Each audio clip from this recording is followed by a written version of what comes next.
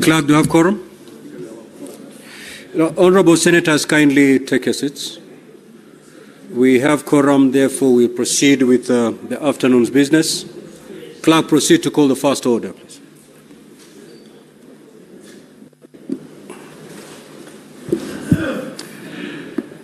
Order number 1, administration of oath.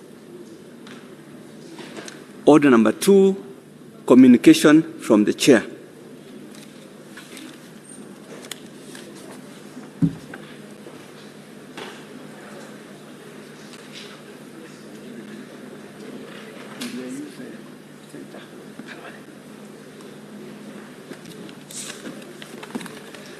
Bosi yako ako wapi?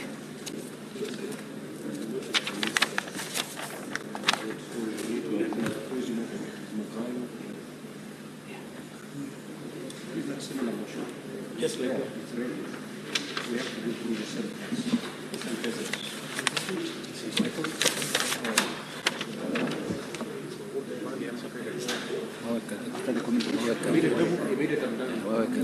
They should just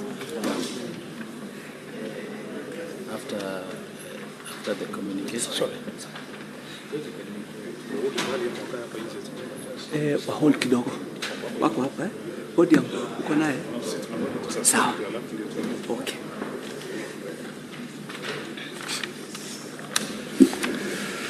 Senator Boni, take your seat.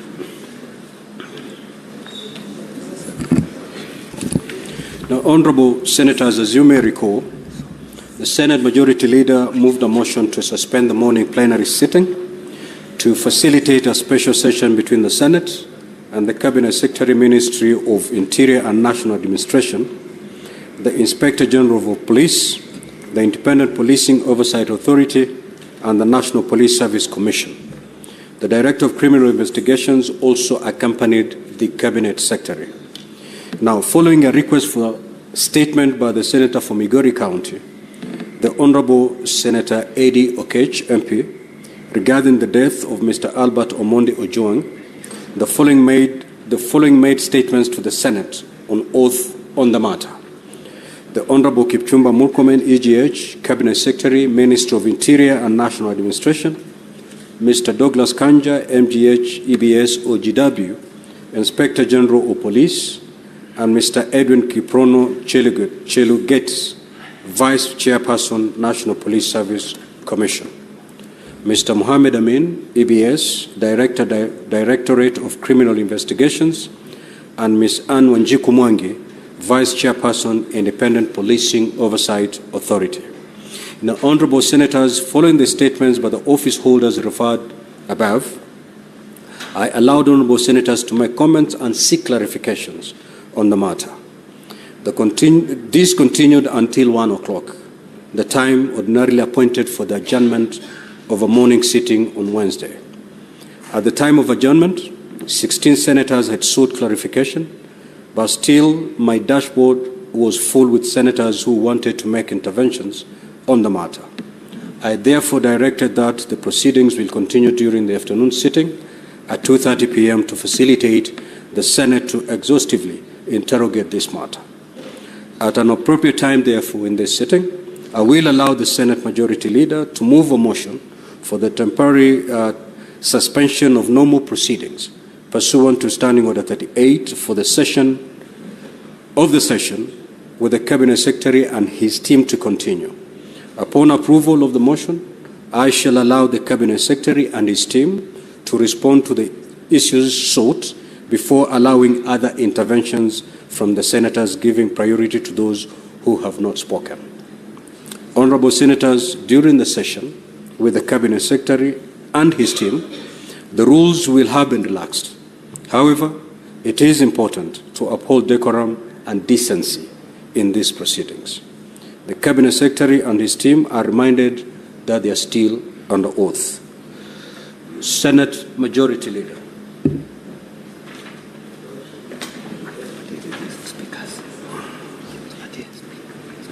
Thank you, Mr. Speaker.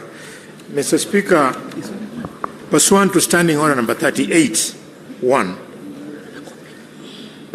I move that the Senate do suspend its proceedings in order to allow senators to efficiently interrogate the Cabinet Secretary for Interior and National Administration, the Inspector General of Police, and the chairpersons of the Independent Police Oversight Authority and that of the National Police Service Commission regarding the safety and well-being of arrested persons in Kenya while in police custody, and in particular, the circumstances surrounding the death of one Albert Omondi Ojwang.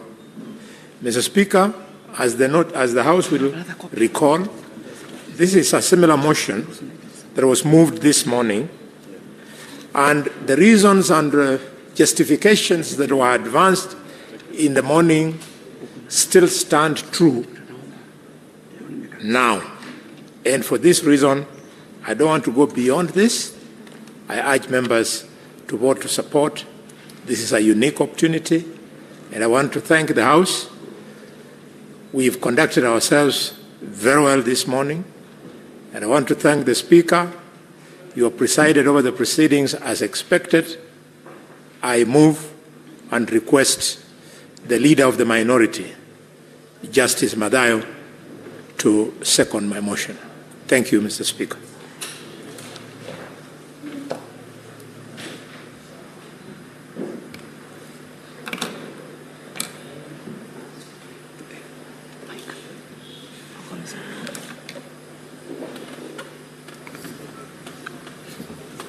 Thank you, Mr. Speaker. Mr. Speaker, I fully support the move of this motion, my brother Dr.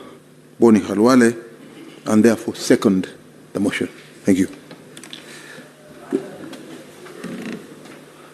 Honourable Senators, I will now propose the question that pursuant to Standing Order 38.1, the Senate do suspend its proceedings in order to allow Senators to efficiently interrogate the Cabinet Secretary for Interior National Administration, the Inspector General of Police, and the chairpersons of the Independent Policing Oversight Authority and that of the National Police Service Commission regarding the safety and well-being of arrested persons in police custody, and in particular the circumstances surrounding the death of Albert Ojwang. Now, the floor is open for debate.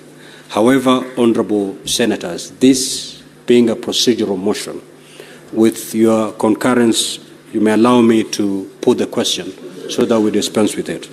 I will therefore proceed to put the question that pursuant to Standing Order 38.1, the Senate do suspend its proceedings in order to allow Senators to efficiently interrogate the Cabinet Secretary for Interior National Administration, the Inspector General of Police, and the chairpersons of the Independent Policing Oversight Authority and that of the National Police Service Commission regarding the safety and well-being of arrested persons in police custody, and in particular the circumstances surrounding the death of Albert Ojwang. Will as many as of that opinion say aye? Aye. Will as many as of the contrary opinion say nay? The ayes have it. Now, Honourable Senators, pursuant to Standing Order 38, just take your seat, Senator Fernand. 38.5, I will allocate the time. I will give this up to close of business today, so that we conclude this matter. We don't have to leave other members of this House feeling having been left out.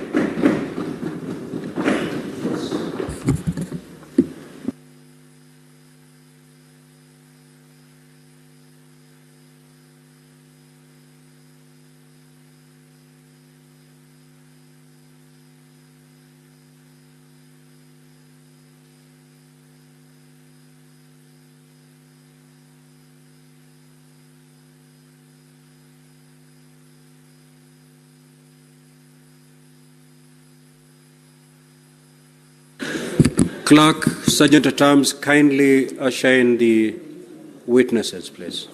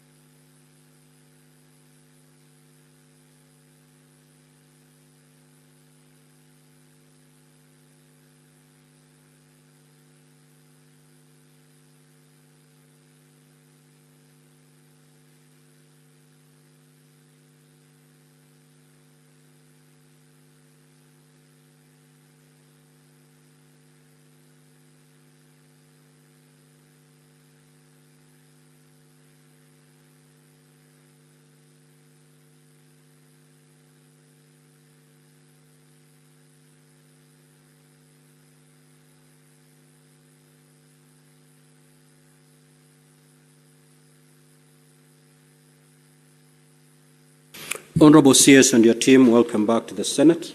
Now, Honorable Senators, just like I stated in my communication, we are going to allow the CS and his team to respond to the questions that have already been posed.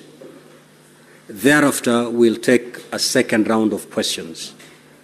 So, Honorable CS, you have the floor. All the questions that have been directed to you, you may proceed to respond to them. Thereafter, the IG will follow. After the IG will hear responses from IPOA. After IPOA, we will hear from the National Police Service Commission. And lastly, we'll hear DCI. You may proceed, Honorable CS. Thank you, Mr. Speaker. First of all, let me appreciate all the members for the questions they've raised, but also for suggestions they've given on areas of improvement, particularly in terms of law and operation of the National Police Service. Mr. Speaker, we have taken note, but also we will benefit from the Hansard so that we can be able to make sure that all, especially the policy and regulatory suggestions, Mr. Speaker, are going to be taken into consideration. Mr. Speaker, I understood this assignment. First of all, let me say this. I came here today not because I was called, not because I saw any letter, maybe it was sent from your office. I just saw you live, Mr. Speaker, yesterday. And once you announced live that you will lead the minister from here, I did not even take 5 minutes. I called the IG. And I told the IG and the chair of IPOA that we must go to Senate. So, Mr. Speaker, I am very grateful that there is a forum like this for us to be held into account. And like many colleagues have said here, that the same exercise I used to do before to hold others into account, Mr. Speaker, I must also abide by the same process to be held into account. So, Mr. Speaker, I respect the authority of this House. Mr. Speaker, I also want to correct an impression that may have been created by my statement. You remember that Senator Eddy, when he rose, he said, Mr. Speaker, he wanted the Cabinet Secretary to shed light on what I saw with my eyes as the possible persons culpable insofar as the murder of Mr. Albert Ojwang is concerned. Mr. Speaker, I must say this, that it is that led me to Article 245 of the Constitution.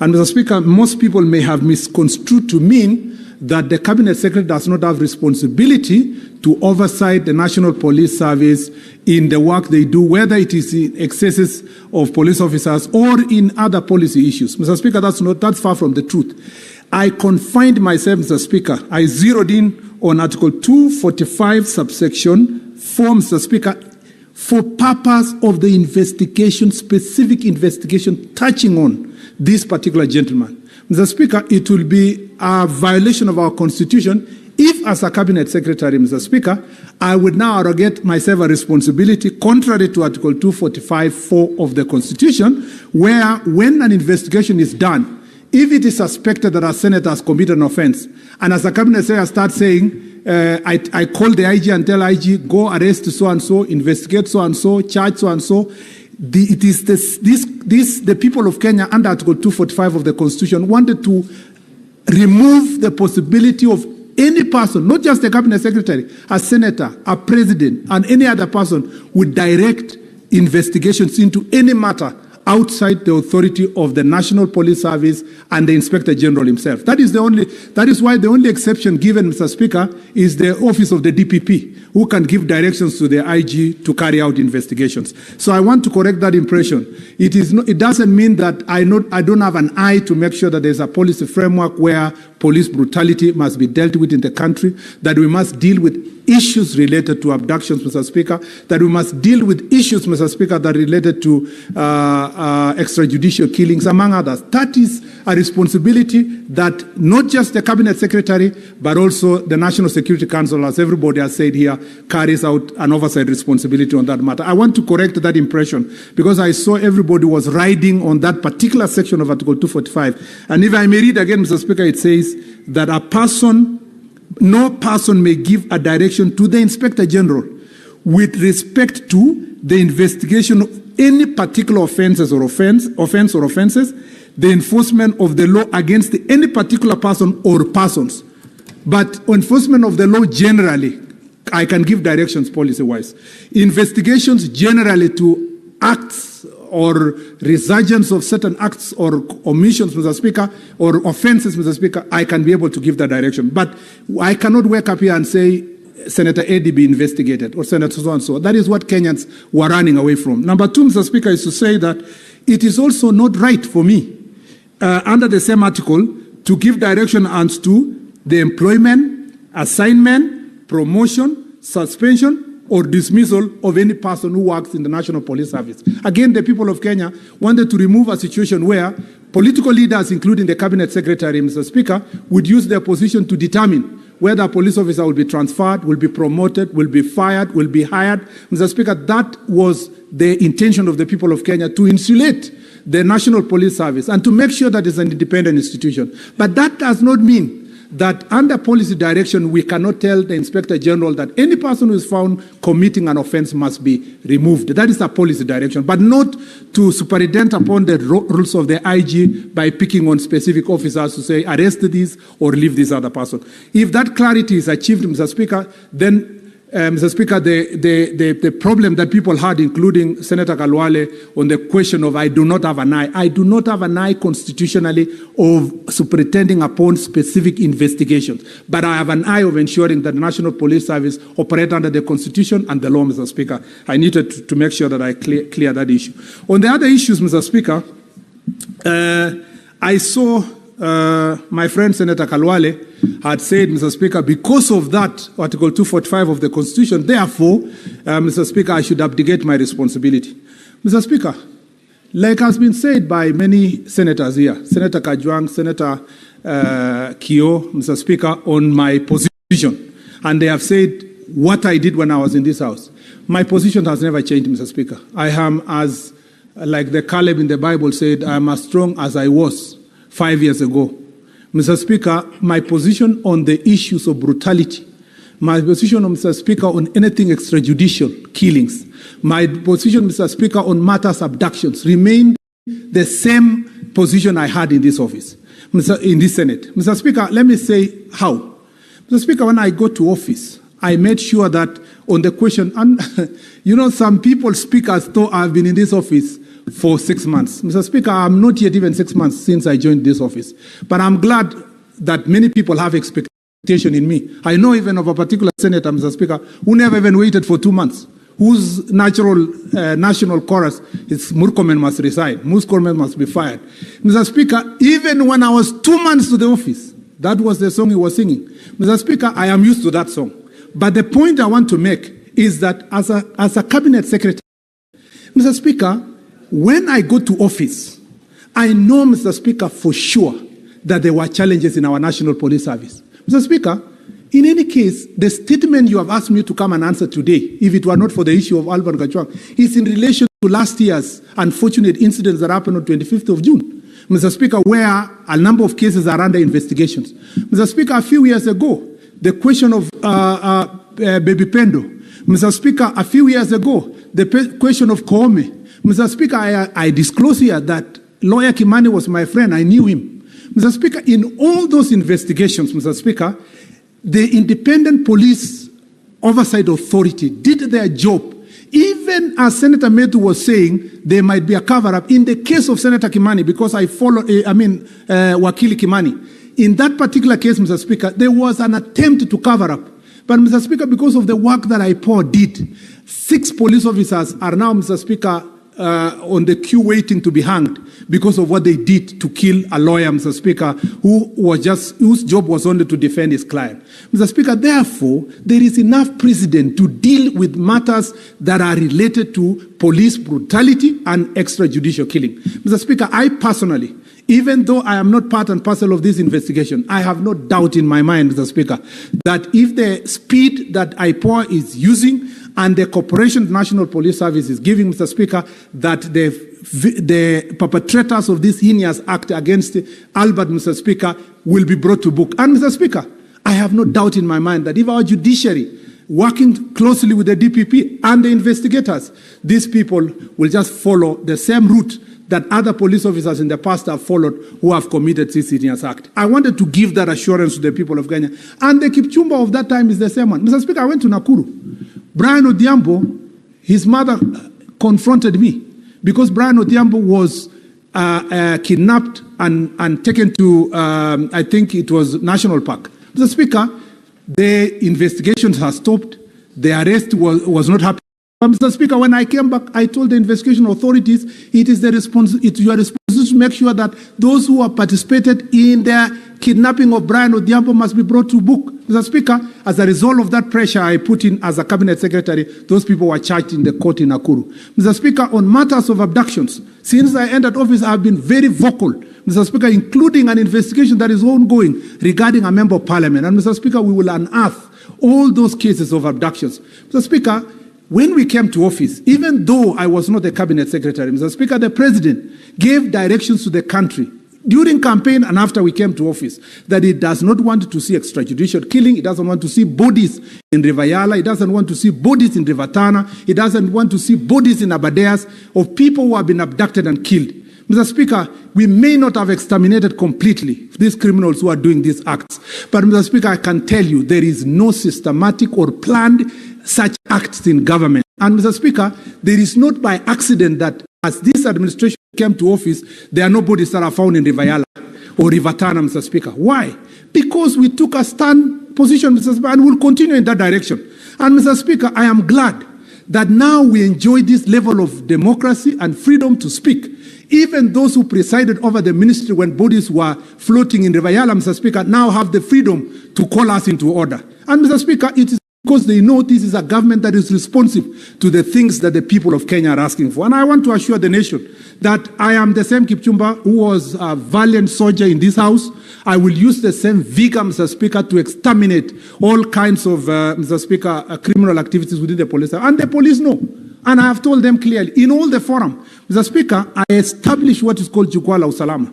In this Jukwaa la Usalama, all the OCSs attend the meeting. In every county, Mr. Speaker, we've completed coast and eastern 14 counties. Mr. Speaker, in all those forums, I want to assure the House that as a cabinet secretary, I have told the police officer in no uncertain terms that anybody who is going to be found to carry out such kind of extrajudicial killing will carry their burden. Let me come to the specific questions, Mr. Speaker, that touched on me. Number one, Mr. Speaker, Mr. Speaker, that was the first question by Senator Kalwale. Mr. Speaker, there is Senator Kajwang asked Mr. Speaker about, again, and I've responded to that question generally about my record and so forth. Mr. Speaker, on the extrajudicial killings, Senator also Kajwang asked Mr. Speaker whether I have given any policy directions related to, Mr. Speaker, this issue of Mr. Speaker, how to handle an arrested person. Mr. Speaker, if you look at let me just refer to this. If you look at the police standing orders, Mr. Speaker, at the moment, Mr. Speaker, and I don't want to read so that I give time to everybody to respond, because it's a long list, maybe I'll table later. The police standing orders already prescribe and provide, Mr. Speaker, how to handle a police officer, including before you book in, not a police officer, a suspect. Before you book in a suspect, you must confirm that he was in good health or not, Mr. Speaker. And those regulations... Honorable Senators, he has just said he will table, but yes, he wants to pick a few statements from yes, before he does that. So, Mr. Speaker, it says that the guidelines, Mr. Speaker, require that you must determine the health and general conditions of the suspect. Every arrested person shall be granted police bond and bail at the earliest opportunity. All suspects must undergo mental and physical health screening at the time of booking. The suspect must be immediately booked upon arrest and entry record in the occurrence book.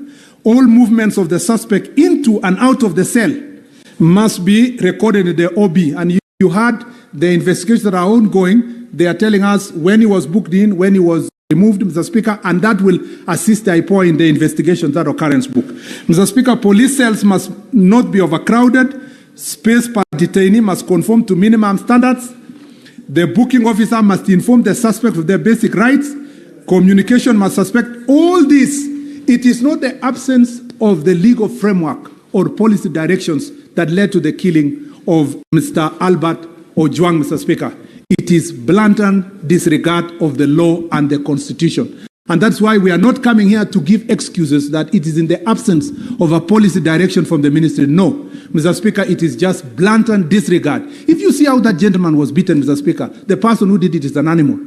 And it calls upon all of us to say that that person must face justice, and it at the shortest time possible, Mr. Speaker. And therefore, there is absolutely no reason on my side, Mr. Speaker, to try to hide anything, Mr. Speaker, because that investigations, as I said earlier, covering other previous police officers have led to them being held into account. Mr. Speaker, Senator Mungatana asked the question of training of police officers on the questions of human rights. I must confirm here that there has been progressive growth in terms of training of police officers. However, Mr. Speaker, the truth is that because of lack of resources, Mr. Speaker, our police officers, last training they have is the day they were recruited, Mr. Speaker. The only those in the higher cadre, Mr. Speaker, and all who sometimes get to go to promotion get to be trained, but a large number of our police officers do not get to go through this promotion. And therefore, one of the things that the National Police Service has been pushing, and we will push with them, and I will help them push this issue, is to make sure that budgetary allocation is provided, Mr. Speaker, to ensure that the police get money to continuous training and updating their knowledge on human rights. Mr. Speaker, it's also expected that when you punish perpetrators like this, Mr. Speaker, it was always expected that we would send a message to others. But like any other society, when you have a force of 120,000 police officers, you will find a small number of them, Mr. Speaker, violating the Constitution and the law. Mr. Speaker, Senator Mogeni, and I suspect I have answered this question, whether I had any responsibility, supervisory responsibility as part of the Security Council, and I said yes. Mr. Speaker, the only answer I gave that I didn't have an eye on, and I am not supposed to do is to meddle on specific investigation. If I do so, it will reach a stage where our cabinet secretary will be picking people politically on who's to be charged and who's not be charged, and that is what the Constitution tried to remove from us. Mr. Speaker, on the question of Senator Wambua, I think generally I've also answered by the statement I made, except to add that, Mr. Speaker, I want to assure my friend Senator Wambua that I did demand answers from the Inspector General of Police. The only difference is that because I'm a cabinet secretary, I cannot demand in public. I cannot call a press conference to demand speedy investigation from the Inspector General or to request him to make sure that the people of Kenya get answers in good time. It is because we work together. I can give him a call and to tell him to speed up the process. And I think if you think that this is an issue that was reported on Sunday, and Mr. Speaker, today is Tuesday, the speed, Mr. Speaker, is commendable. And I believe that if the IPOA can move in the same speed, it should be, in a few days. And I don't want to commit myself because they are independent. They should commit themselves to, in the shortest time possible, to make sure that that file is taken to the DPP office. I also agree with the sentiments from Senator Veronica Maina, Mr. Speaker, on the human rights, on the reform program, that it must continue. There is a team that is currently constituted in the ministry that is working on the reform program. I have also asked a team, my own team in my own office, to look at all the legislation on issues of abductions and extrajudicial killing, if there are also areas that we need to close the gap to make sure that at least internally from our police force, there is no possibility of any person involving themselves in that issue. And Mr. Speaker, if I get areas where it needs legislative reform, I will come back to this House for support. Mr. Speaker, I agree with her that in one way or another we must support Albert's family, and I hope that those who will be found culpable also will be held into account, Mr. Speaker, over and above us just supporting from as government, and also all of us who are sitting here, perhaps from our own calling and generosity. Mr. Speaker, there was also a suggestion from Senator Dulo that we may need to look at the use of the computer misuse law. Mr. Speaker, we were here, we debated this law, there were issues, it went to High Court, it went to Court of Appeal, where it is at the moment. Mr. Speaker, some of those issues, we can relook at them. Mr. Speaker, even the team that I've constituted in my office, I've told them to look at all the decisions of the courts, including Justice Ogola's rules among others, Mr. Speaker, on how to handle a suspect so that then we can see if we are getting the standing orders or we are coming up with new regulations that will make sure that police service is a bit, Mr. Speaker, up to date. Mr. Speaker, I know that I have been asked whether I should run away from this responsibility. Mr. Speaker, for the 6 months I've been in this office, nearly 6 months I've been in this office, the effort and the energy I've put to revamp this ministry, Mr. Speaker, gives me hope that in the near future we will see the fruits of this responsibility. Mr. Speaker, I know that in moments like this, like those who went before me and others who have other responsibilities, Mr. Speaker, these are the moments that the duty to serve overrides, Mr. Speaker, the condemnation to throw in the towel. It is important as a leader when you are faced with challenges to provide solutions. If you become the kind of a leader that runs away from solutions, Mr. Speaker, then you miss that opportunity. Mr. Speaker, I've been asked by dear Mr. Nyutu and Senator Nyutu and Senator Kalwale, Mr. Speaker, the question of why, Mr. Speaker, I should not ask the DIG Langat to step aside. Mr. Speaker, let me say this, that, Mr. Speaker, this is an ongoing investigation. To the best of my knowledge so far, the information we only have is that the Deputy Inspector General of Police, despite being the DIG, took the step to report what he thought was an act of or a crime committed against him. And Mr. Speaker went low as reporting this to the DCI, and that investigation was done. And in the process of this investigation, somebody has died. Mr. Speaker, nobody has told me here whether the investigations lead to a particular result, whether it is to protect him or to exonerate him or to charge him, Mr. Speaker, is not my responsibility.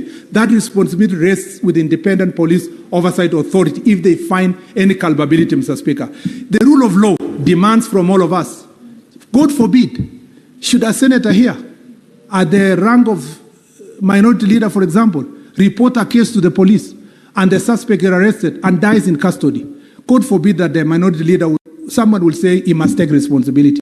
In the same breath, Mr. Speaker, there must be a link between the crime and the individual. And therefore, Mr. Speaker, I will ask IPOA, and as I said earlier, as the Cabinet Secretary, I will not play a role in pushing for a particular person to be charged or a particular person to be exonerated. The evidence must lead to the suspect, Mr. Speaker. And when we are going for anybody, it must be based on evidence. Otherwise, if we lose that rule of law, people will be taking advantage of such occasions to do the same. Mr. Speaker, ask yourself. I was here in this chamber, Mr. Speaker, when as I said, my friend Kimani was abducted by police officers and killed in Machakos. Mr. Speaker, I was here when the case of Pepe Pendo happened. I was here when Murkomen happened. Mr. Speaker, the process, even when people thought that there will be no justice, justice was found because the right process was followed by IPOA. I think we should support IPOA to do their job instead of getting ourselves to the direction where the House can direct who should be charged and who not be charged. Mr. Speaker, I was a bit worried. I know there is privilege in the chamber. I was a bit worried when senators divert to the attention of determining who is to be charged and who is not to be charged. Mr. Speaker, it violates the same Article 245 of the Constitution and affects the question of rule of law. What we should be demanding is that every person who will be found culpable, led by the evidence, must be brought to book, regardless of the position, regardless of his relationship with anybody. Mr. Speaker, and the last thing was there was something to do with reforms again. And to close in, Mr. Speaker, I wanted to assure Senator Haji. Mr. Speaker, when Senator Haji spoke, I was fighting tears because he spoke for all of us and he spoke for this country. Mr. Speaker, the life of Albert Ojwang is as painful, Mr. Speaker, as the life of Father Alois, who was killed by criminals. It's also as painful as the life of that person killed in Garissa. It's the same as the ones who died in Todonyang where I visited recently, Mr. Speaker. So, Mr. Speaker, in the national security architecture, we take every life seriously. We are glad that there is an opportunity today to discuss the question of the life of Mr. Albert Ojwang. I do not take it away from those who brought it to this chamber. But, Mr. Speaker, I want to assure the country that we take the same seriousness in every other life, just like the case of Albert. And I hope that also this chamber and the Republic will be conscious to deal with these issues when they come before us. Mr. Speaker, I remain seized of this matter. I will remain accountable to this House, and therefore, Mr. Speaker, I am ready and willing to ensure that I respond to all the questions that this chamber. Mr. Speaker, in any case, in the statement I was going to bring to this House, there are also very weighty issues about abductions and police brutalities and citizens killing during protests last year. And I believe that, Mr. Speaker, when we get the time to come back again, these issues will have to be ventilated based on the responses that we are going to bring to this chamber. I thank you, Mr. Speaker. Now we are going to hear responses from the IG. IG, you mentioned the name of the senator and the question and proceed to respond so that we save on time. Thank you very much, Mr. Speaker, sir. The honourable members of the Senate, let me start by saying that I appreciate you very much. The questions that were raised here, they are questions that are weighty. They are questions that are very valid. They are questions that are also going to assist us, even when we are looking at our standard operating procedures and so forth. So I really, really appreciate your contribution. The questions that you asked, they are very, very important to us. Secretary, Mr. Speaker, sir, let me say that when I was being vetted by Parliament, I did inform the Parliament that I will operate within the frameworks of the law. And I demanded the same from my officers, the members of the National Police Service, to operate within the frameworks of the law. That is the reason why myself as the Inspector General and the leadership of the National Police Service, we are pained by the loss of the late Ojwang in our police cells there. We are pained. As a parent, I'm also pained for losing young Ojwang. I feel pained. Now, when we go to the questions, the first question was by Honorable Senator Okeshi.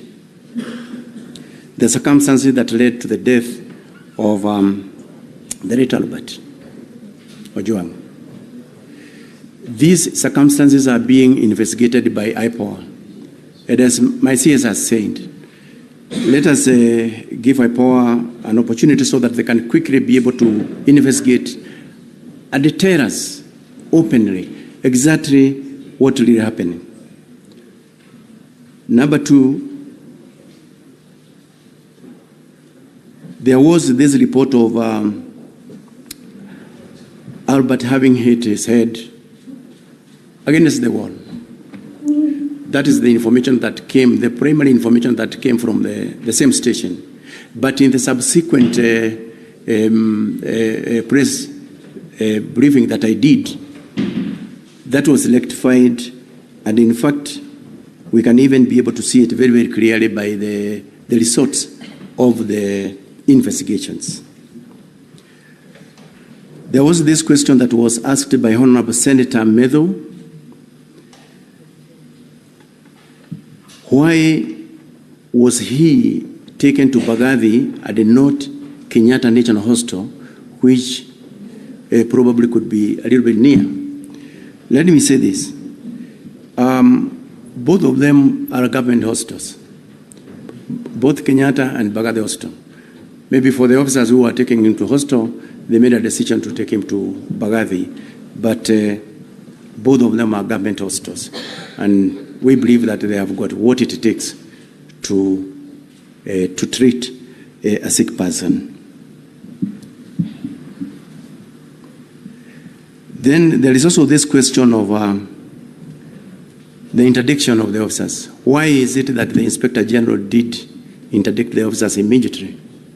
The reasons as to why I did interdict the officer commanding Central Police Station, the duty officer of the night when the late Albert Ojwang lost his life, the officers who are manning the report office, IG just paused. Yes, what's your intervention, Senator Fokelef? Thank you, Mr. Speaker. Mr. Speaker, I can see he has now going to be answering those questions which were asked. I had a question as to why was he not arrested, charged, or put whatever in a custody or something like that in Homa Bay. Why did he have to travel all the way from Homa Bay to Nairobi and ended up losing his life here?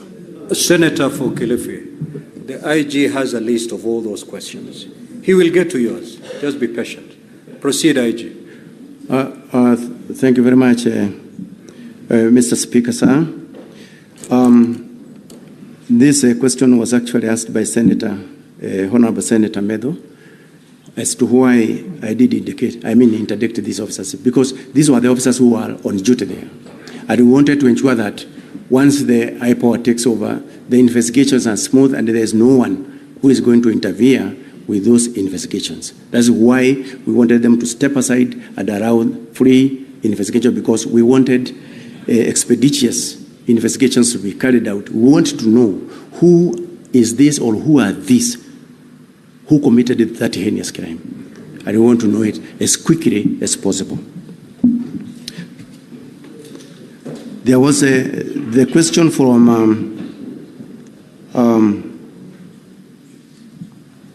for Boni Harwere. That one has been answered by my CS.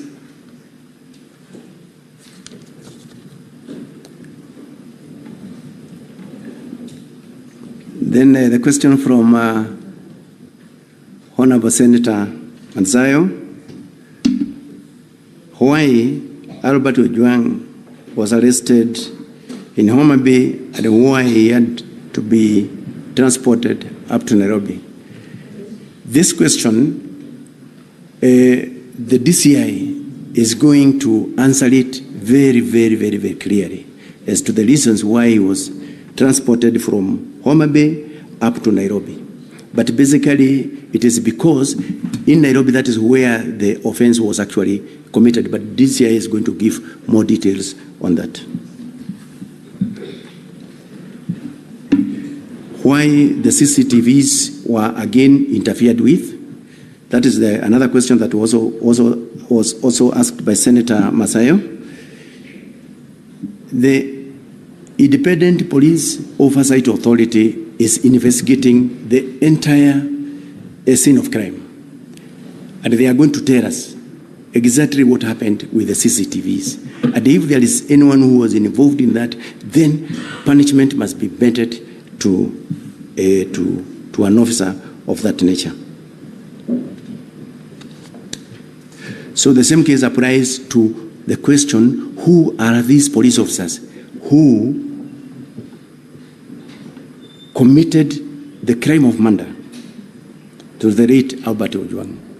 Again, we are waiting for answers from IPOA, who are right now investigating the same. And we are looking forward to the resolution of that issue soonest possible, because it's something that have actually captured the entire country into what happened on that date. The question from Honorable Senator Kajwang.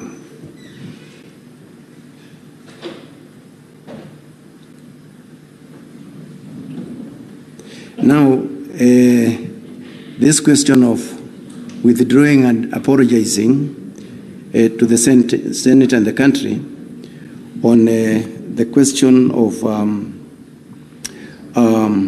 the late Ojwang, Ojwang having committed, hit his head on the walls.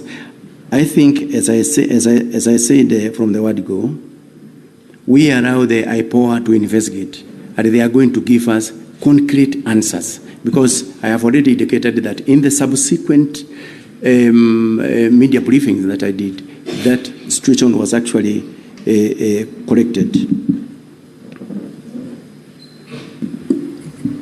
IG. On whether... IG, you need to respond to that question in a better way. This was the question by Senator Kajwang, that through your official communication, the first information you put out there to the public was that the young man had hit his head against the wall and therefore died. Later on, after the autopsy was carried out, it was found to be totally different. The question that the senator then rose to ask was, would you, having put that communication to the public, that the young man hit his head on the wall and died, would you withdraw that particular communication and proceed to apologize to the nation? That was the question the Honorable Senator asked. If you're unable to do that, you can also, that's also an answer. Thank you very much, Mr. Speaker. On that question, let me say this.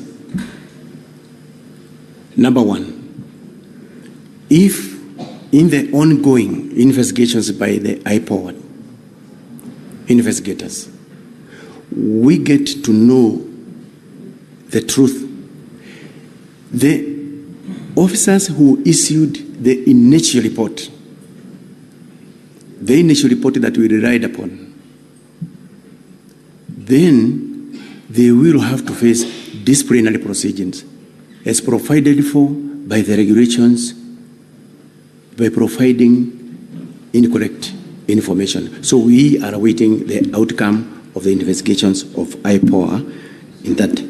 IG, we've had the benefit of hearing the representative of IPOA in the morning, and they were very categorical on what caused the death of this young man. What more do you want to hear? Mr. Speaker, sir, from what we have heard here from the IPOA, although we have not yet gotten that report, we will proceed on and take appropriate measures on the officer who gave the primary report on that material day. We have taken note. IG, proceed.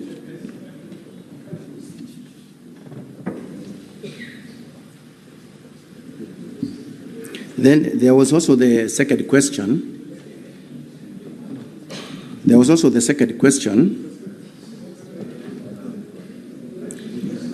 Honorable Senators, I think we are doing pretty well now. We are doing very well.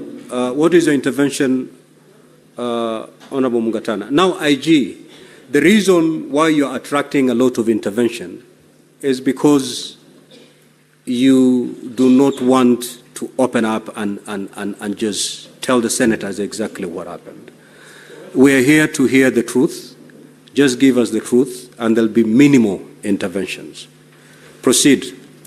Mr. Speaker, I have a lot of respect for the current IGP, in fact, a very professional police officer, but I wanted to remind him the Constitution has given us, under Article 238, the principles of national security.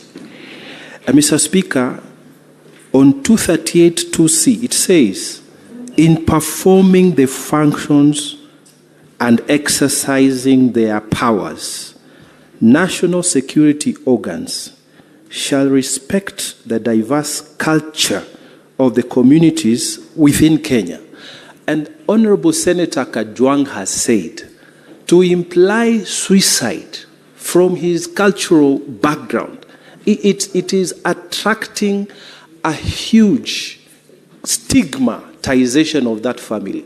So I'm inviting the IGP to offer an unconditional apology to the Senate in view of the post-mortem report that has been made public. And then we proceed, Mr. Speaker. Yes, I think Senator Mungatana is clear. IG. Thank you very much, Mr. Speaker, sir. It is true, as Senator Mungatana has said, that going by the report that we have gotten from IPOA, that it is not true, he did not hit his head against the wall, but that is the report that we had from the word go. I tell my apology on behalf of the National Police Service because of that information.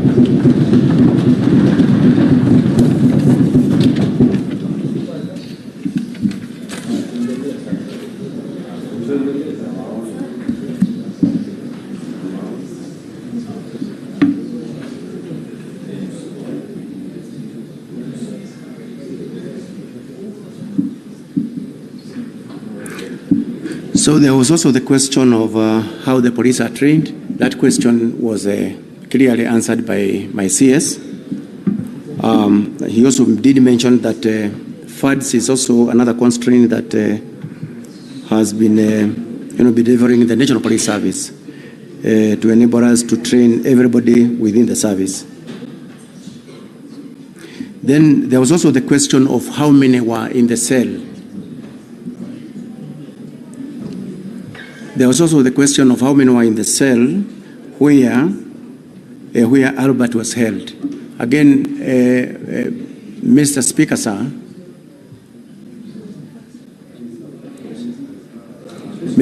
sir, this question again will also be answered very clearly in the investigations by the IPOA of how many were actually in that cell. The questions by Senator Omugeni.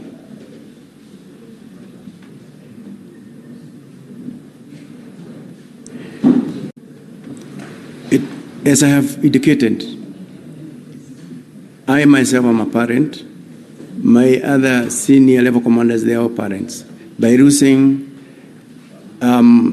Ojwang, it pains me, it pains them. It is not right to lose them in a police cell. Now, when he arrived, or when he was brought in from Homa Bay, he was given an opportunity to call his family back home. As I did indicate from my statement that I was providing, where he did indicate to his wife that they had reached Central Police Station safely and he was safe. So that one confirms that when he reached Central Police Station, he was all right by his own statement to his own family that he was fine. So the second question is about why was Ojwang booked alone in the cells. As I have indicated there earlier, this is something that we are going to be provided with answers by the investigating agency, because these are some of the questions that it must answer.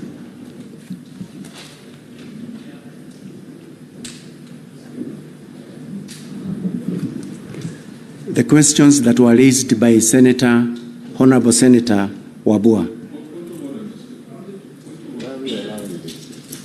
IG, you 2 minutes ago you're doing fairly well, but I can see there's a relapse. The question was, why was this young man booked alone in a cell?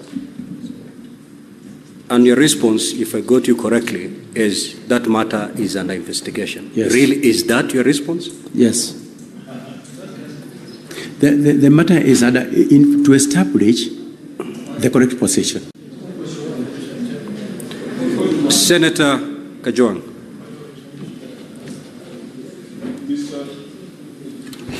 Mr. Speaker, I'm assuming that the IG is proceeding sequentially, and he has conveniently avoided two questions that I asked. And that was why the Deputy Inspector General of Police is still in office when he was very quick to interdict or to give directives for junior officers to be out on the basis of the proximate cause theory. And I also asked a very specific question that came out of his submission, that there were other names. There were other 4 persons of interest. Are they alive? Or are they in a ditch somewhere? Are they at City Mortuary? He's supposed to tell us that if he's going sequentially. Thank you, Mr. Speaker. Proceed, IG. In regard to the question that was asked by Honorable Senator Kajwang about whether to reassure the House that all the 4 that were mentioned are alive. I'm going to give an answer, but the rest of the details will also be provided for by the DCI. To say this, there was one suspect who was arrested, and by that time he had been placed at Kamukoji police station. When the file went before the ODPP raised issues that needed to be covered.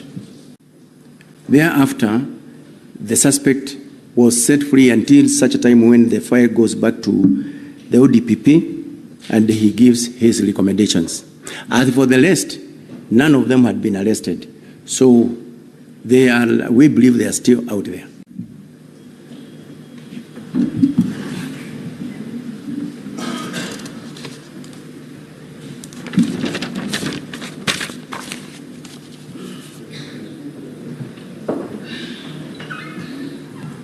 About why the DIG is still in the office, the reason why I did not go back to that question, it is because the CS had given actually an answer on the same.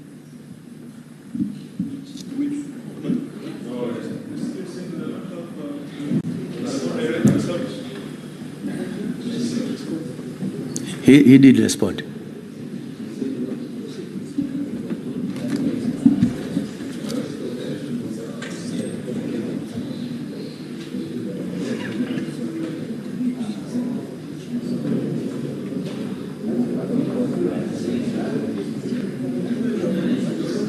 Yes, proceed, IG. Proceed. We need to save on time. Thank you very much, Mr. Speaker. So that question of why Juang was booked alone in the cells, as I have answered right now. We are saying. Honourable Senators, the IG has responded to that question. His answer may not be satisfactory, but it's an answer. That is what he replied. Proceed. Thank you, Mr. Speaker, sir. The questions that were raised by Honorable Senator Wabua. He first of all registered displeasure of the absence of the chair IPOA. I think that one was recorded. The question that was directed to the IG is when at the Central Police Station,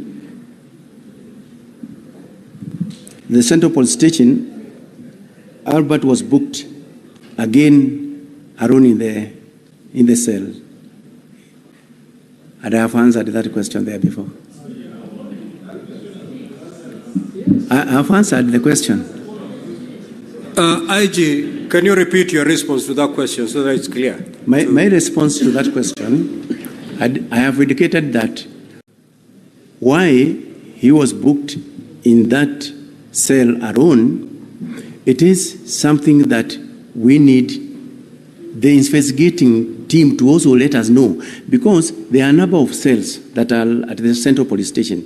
And now, at that particular time, I don't have the figures of those who are actually under the custody of those cells. But in the investigation, in the course of the investigations, we are going to get out the answers very, very clearly, Honorable Speaker. IG, your CS has tabled the police standing orders, which are very clear on how to handle a suspect, book him in, and all that. Under what circumstances, and that is what the senators would wish to know, under what circumstances can a suspect be put in a solitary confinement? And did this young man fit the description so as to be put in a solitary confinement? Honorable Speaker, once again, thank you very much.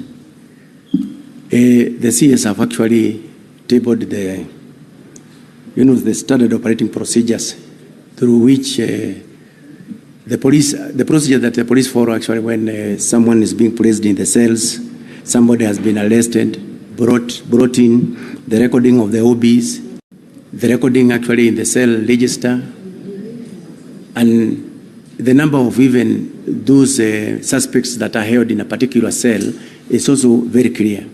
So what I am not very, very sure of as at now is, and I'm looking forward to the investigation of the IPOA, why is it that he was alone in that cell? Is it that we had more cells? Is it that we did not have others who are there? So we are waiting for that question from IPOA. Proceed, IG. Honorable Senators, let him conclude. We'll get better responses from IPOA. But before you proceed, IG, what's your intervention, Senator Andago?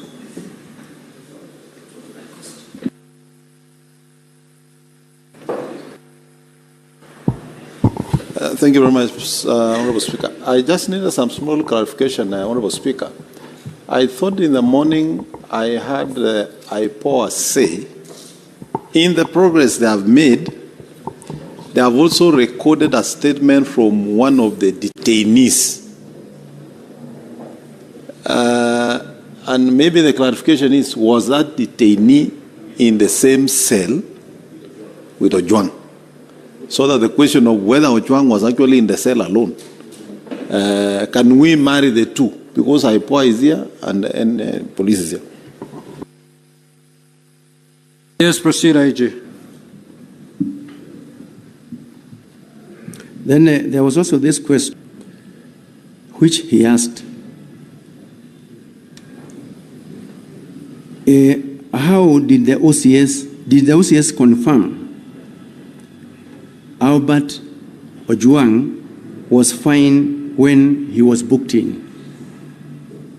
So again, that question goes back to the earlier question that I had answered, that when he reached the police station, when he was brought in at the Central Police Station, he was given an opportunity to talk to his spouse, where he did confirm that they had arrived safely and he is fine. And that record is actually in the occurrence book. And it was done by those officers who are at the report office at the Central Police Station. So that is actually the confirmation that he was fine when he reached the police station.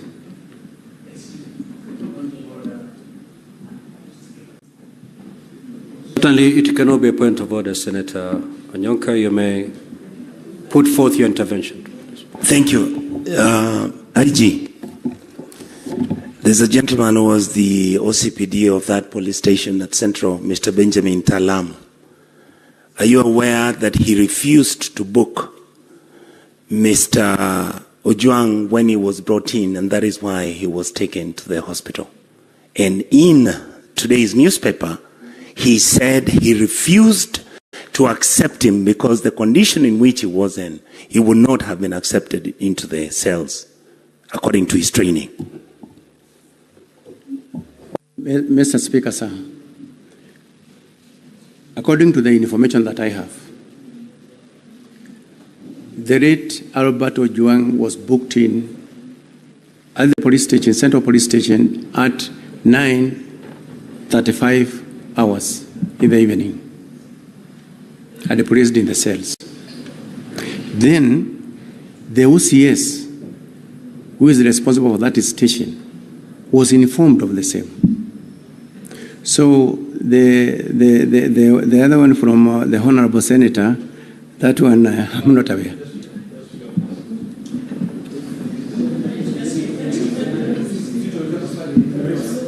Honorable Senators, I'm taking note, and Senator Wambua, I'll come back to you. Just run through the questions that you have. For those ones that we feel are not satisfactorily answered, we will certainly have an opportunity, Senator Boni. Just proceed. Yes, Senator Boni. Mr. Speaker, the public and the Senate are expecting that the witnesses we have this afternoon will shed light. And that light can only come out of the quality of the evidence that they are adducing. Mr. Speaker, there is something called a hostile witness. When a witness deliberately, with due respect to Kanja, either becomes economical with the truth or attempts to evade a question, he's being hostile. What is the value of this exercise if the IG, who is supposed to have convinced himself on how Ojwang was handled, how can he be the same one now deflecting that responsibility to IPOA? He's supposed to give evidence in the same manner he'll give to IPOA when IPOA will call him to appear before them, Mr. Speaker. I know, Honorable Senators, the beauty of this is that we have all the players before us. He has shifted the burden to IPOA. IPOA is right before us. They will take to this stand and they will go through exactly the responses that have been put forth by the IG. If the IPOA representative wasn't here, then a lot would have left hanging. So, Honorable Senators, let us be patient. Let us be patient. Let us be patient. Proceed. Much, Honorable Speaker. Maybe I can just read a small part of my earlier statement. That just pick the question and respond so that we move. So the question that had been asked here is, I would like to reply as follows.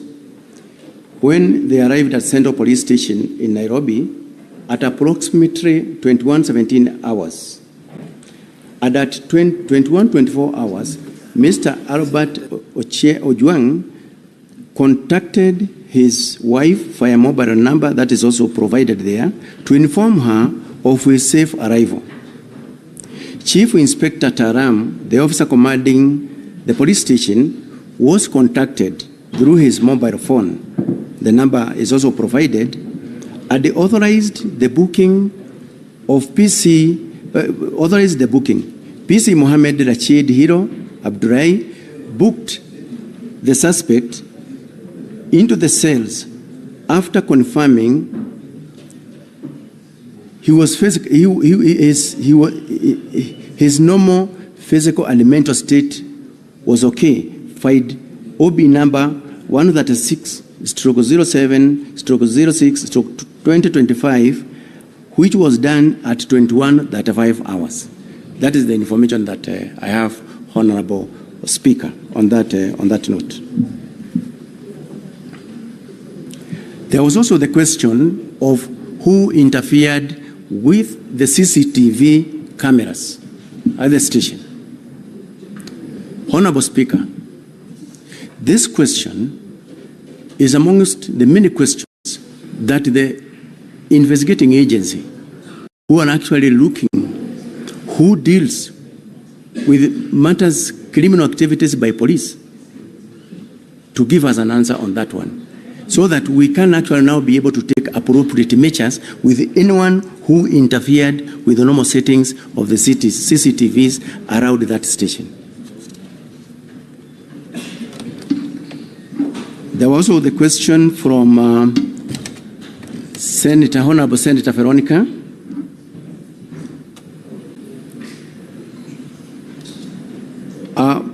The first question was, who deleted the Albert X account? Again, this question is going to be answered very clearly by the DCI. Who interfered with the CCTV cameras? And whether there is a backup of the same. So on the CCTV cameras, Honorable Speaker, is as I've indicated that we are waiting for the investigations to let us know who is it that actually did that kind of interference.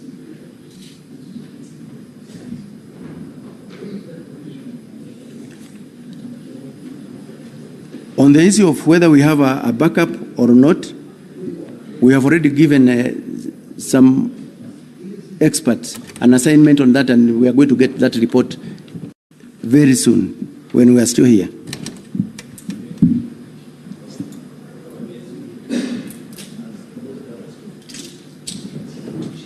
And then the last one is that question of all police officers must at all times ensure that the rights of the suspects are respected.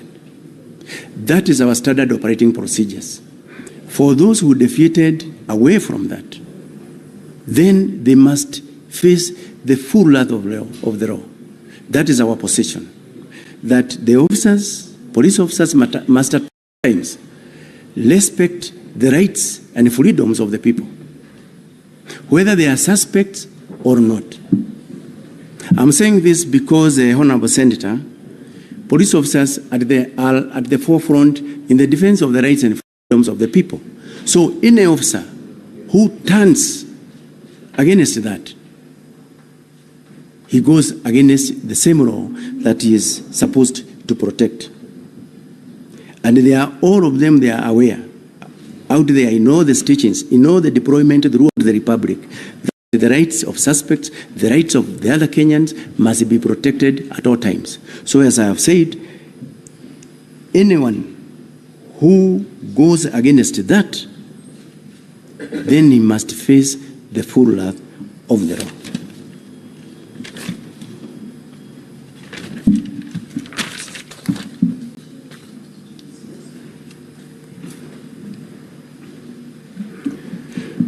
The questions from Honorable Senator Duro.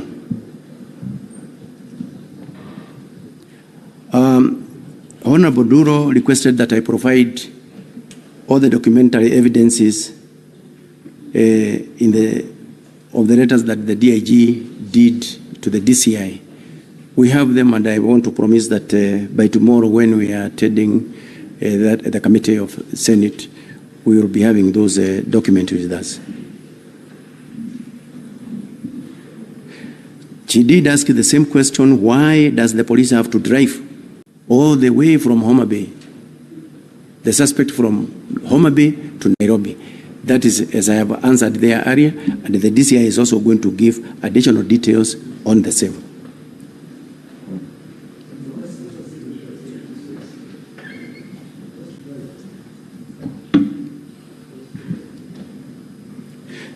The questions by Senator Abbas, Honorable Senator Abbas. Again, he was actually asking the same question, that there are several police stations along the line that the suspects was, driven from Homa Bay to Nairobi. There are many police stations along the line. So the question is, why is it that he could not be placed in any of these police stations along that transport corridor? My answer is, as earlier stated, that number one, the offense was committed in Nairobi. And that is actually the area of jurisdiction. That is basically the reason why the suspect was actually brought to Nairobi.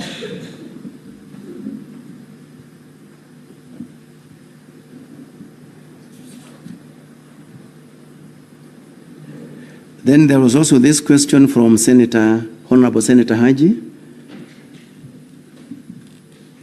where he asked, why is it that the investigations could not be conducted elsewhere where the suspect was arrested? So the answer to that question is that the offense was again committed in Nairobi. That's the reason why the suspect was driven from Homa Bay to Nairobi.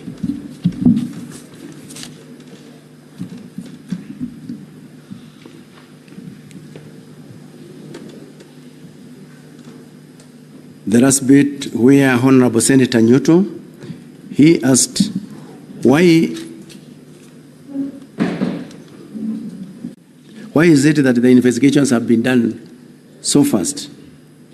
So again, he wanted to know who actually killed the late Albert Ojwang. As I had answered there earlier, Honorable Senator, I'm eagerly waiting to know amongst those officers who are on duty or any other officer who are involved in that transaction, who is it that did, or who is it or who are they that are involved in the cold-blooded murder of Albert Ojwang.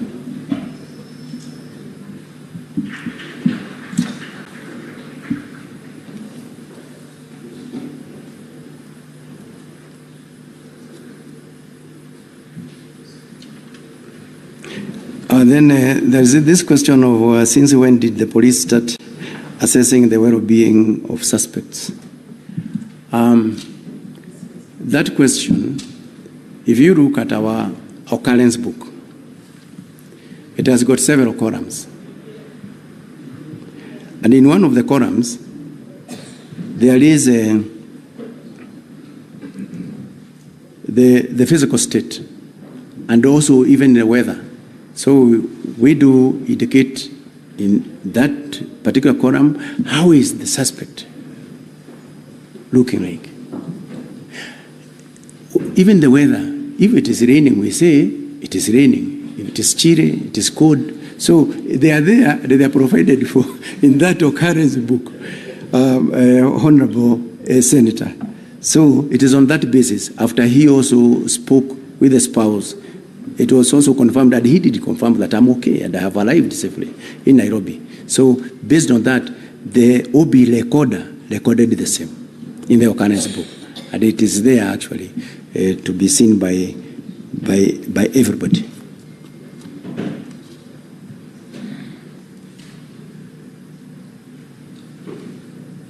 The last question from Honorable Senator Newto was again, why was Ojwang transported all the way from Homa Bay to Nairobi? Yeah, you've already responded to I have already responded This to is the 10th time. Just pick a new one and you conclude IG so that we hear IPOD. Honorable Speaker, thank you very much. I'm already through with the questions. Thank you. Just hold on IG. I think that few questions that you may have noted down. Just remind the IG of your question. Yeah, Mr. Speaker, you ask, and if you ask and you're not answered, so it's fair that we remind the IG the questions that have not been answered. When IG, I asked a very specific question on the events of the 5th of June. That was a very specific question, and I don't want to repeat the question. I'm sure it has rung back in your mind that I said that on the 5th of June, so much happened, and the officers were in Kisii by 12:55. That question I had asked and you have not answered. And finally, why you chose Bagadia and not Kenyatta National Hospital? That was, yeah. Honorable Methu, the IG responded to that question. You know, I think what you need is the second limb of Senator Methu's question is that the time computation does not add up. What do you say to that?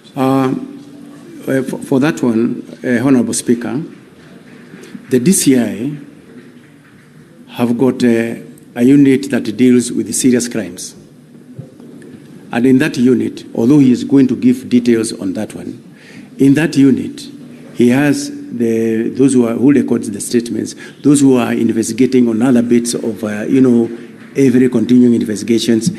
So that's the reason why you find that once it has been confirmed, for example, by the CAK, has been confirmed by the EACC, then there is this team that moves immediately and effects, for example, the arrest. So that is basically the reason why you find that it is really not the same team that is seated at the DCI there that is doing all that, but it is one unit. So the information is passed to the other teams that are there.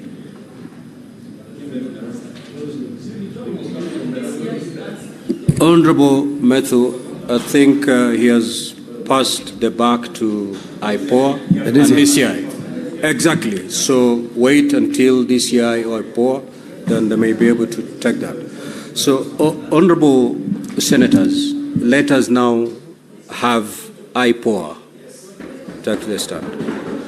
Senator Haji, you will. We still have all the witnesses around, you will. Exactly. Proceed, Senator Haji.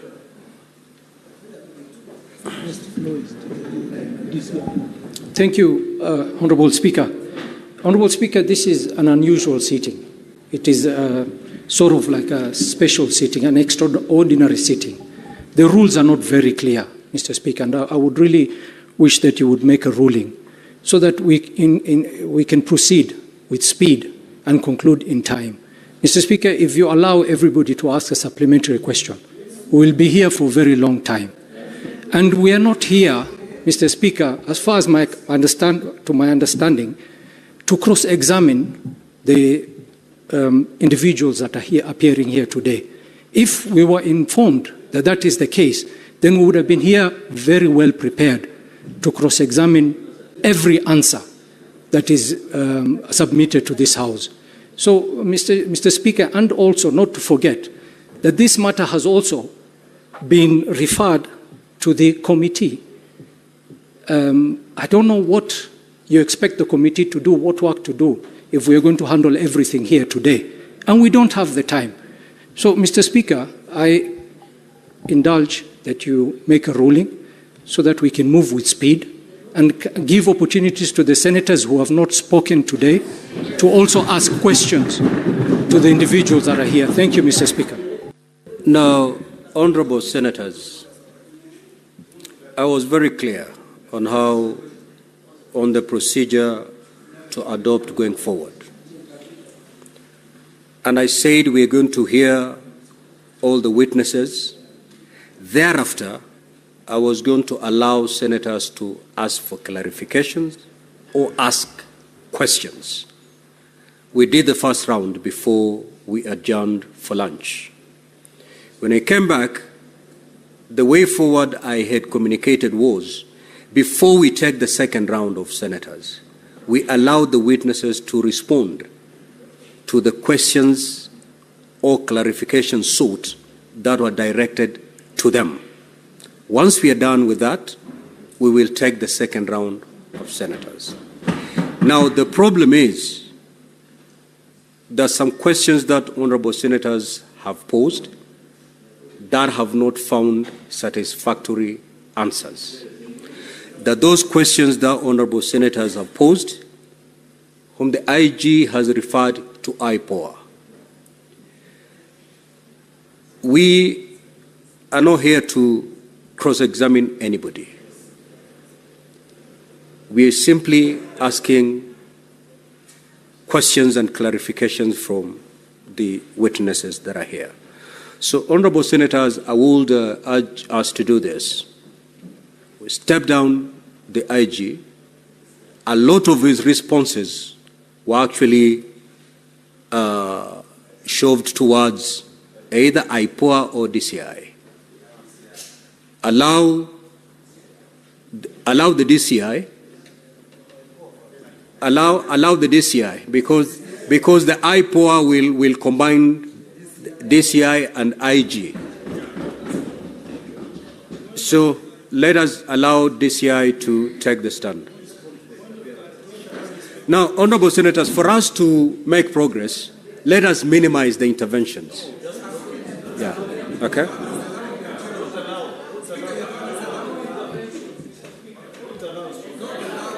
Honorable senators, let us allow DCI to proceed to respond to the questions sought.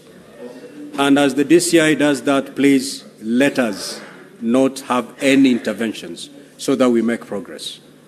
Proceed, DCI. Yeah, thank you very much, Honorable Senator and Honorable Speaker. And I would like also to appreciate Honorable Speaker and the members for giving me this opportunity to respond to some of the issues raised on the floor, Honorable Speaker.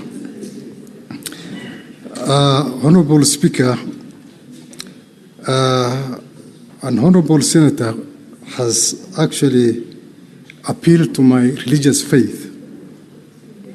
And I would like to categorically confirm that I fully understand the religious implications of swearing by the Holy Quran. I cannot please a human being so as to displease my Creator. So mine is to reaffirm that whatever I have said before the Senate and whatever I'm going to say shall be the truth and the whole truth, Honorable Speaker. Honorable Speaker, some of the issues that I'll be addressing to have been raised. It is cross-cutting. So I may not be able to attribute the questions to a particular senator. I wish to confirm that it is true that just like any other citizen, the DIG KPS, Mr. Lagat, filed his complaint with the DCI in view of the very, very serious allegations touching on the integrity, both on the office and on the person of the DIG KPS. And with those very, very serious allegations, his only recourse, Honorable Speaker, was to report the matter to the DCI, which is the investigative agency of the National Police Service, so as to investigate those allegations to its logical conclusion. There was nothing extraordinary with that report. Honorable Speaker, we have in the past received and investigated similar complaints from senior government officials, senators, members of parliament, and the investigative process has always remained the same. We receive the report, we investigate with a view to identify the culprits, and we take appropriate action. So the complaint by the DIG KPS, Mr. Lagat, was subjected to the same due process, Honorable Speaker, and there wasn't any preferential treatment as such. So I wish to confirm to this august House that throughout the subsistence of our investigations, the DIG KPS never interfered with the investigations whatsoever. Relating to the complaint letter and the statement, just like the IG has said, we are ready and willing to avail the same before this august House. The question on why the deceased, may his soul rest in peace, was transferred from Homa Bay to Nairobi. Honorable Speaker, the CPC Section 71, Cap 75, is very, very clear on the places of trial and jurisdictions. Ordinary places of trial for an offense is determined where the crime was committed. Our courts also do have jurisdictions, save for those courts that do have or enjoy inherent jurisdictions. For this particular matter, Your Honorable Speaker, the offense we believe was committed in Nairobi, but the arrest was done in Homa Bay County, and that's why the deceased had to be driven all the way from Homa Bay to Nairobi. You may also wish to note that offenses of cybercrime, Honorable Speaker, have a national jurisdiction as there's no way of justifying the place it has been perpetrated. It is an offense that can be committed even when somebody is on a journey. So it has a national jurisdiction. Senator Kalwale alluded to the fact that we did not have a court order. And I would like to state very clearly, Honorable Speaker, that we do not require a court order to move a suspect from one police jurisdiction to another police jurisdiction. We don't require a court order. For the deceased, he was booked at Mawega Police Station, that is Homa Bay, and booked out at 16:00 hours. And he was booked at Central Police Station 21:32 hours. There was an allegation that why we could not provide the CCTVs at the DCI offices in Mawega. I wish to confirm that we don't have a DCI offices in Mawega. It is a recently elevated police station from a police post, and we don't have the presence of a CCTV there.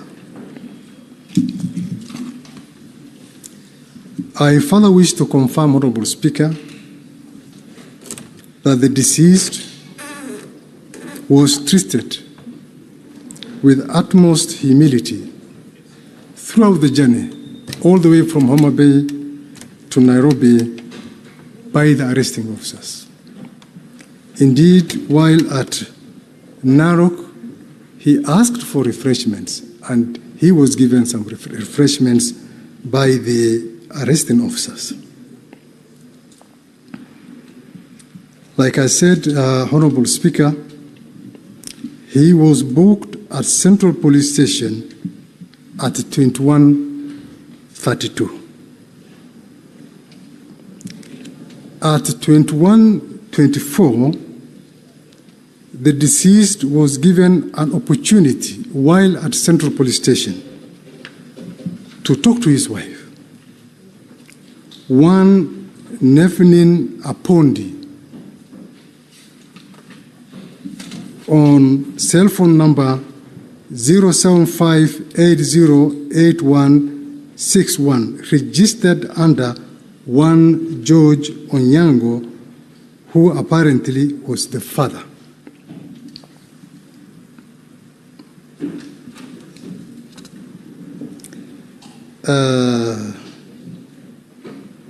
The vehicle that was used to ferry the deceased from Homa Bay County to Nairobi was a DCI vehicle, GKC519B Subaru Forester. And I can confirm, Honorable Speaker, without any fear of contradiction, that from Homa Bay, the suspect was driven straight to Central Police Station and nowhere else. And for this, we can technically confirm even the movement of the Subaru vehicle by using the GPS system. Some members were alluding to the fact that maybe the suspect was taken to DCI headquarters. And nothing can be far from the truth. From Homa Bay, he was taken straight to Central Police Station, where he was booked in the cells. And the actual booking, the digital booking, was done by the report office personnel. That via OB 136-76-2025 at 21:32, and it says that the suspect was placed in cells while appearing normal. And that was captured digitally. So there's no room for human manipulation. It has further been confirmed that before the booking, the report office personnel called the OCS. And it's unfortunate it is being said that Talam, Honorable Chair, Honorable Speaker, is the OCS and not the OSPD. That he declined to book the suspect. Talam is the officer commanding Central Police Station. And from the totality of things, he should be treated as a prime suspect in the matter.